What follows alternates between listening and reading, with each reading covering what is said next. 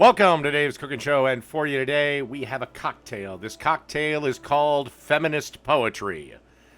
Because, trust me, with just three of these, you can make it through that god-awful crap they call feminist poetry. Why you're there in the first place, I have no idea. Reevaluate your life. But anyway, to make this cocktail, you want to start by squeezing the juice out of a half a lime.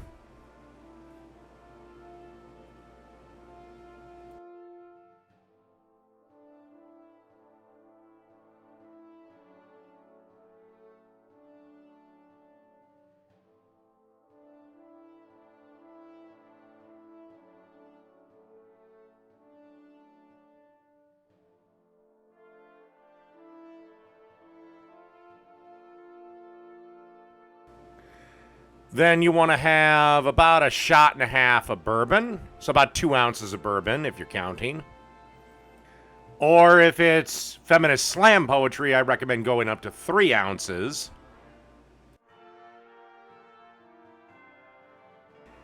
And then top off with some ginger beer. All right. That's feminist poetry.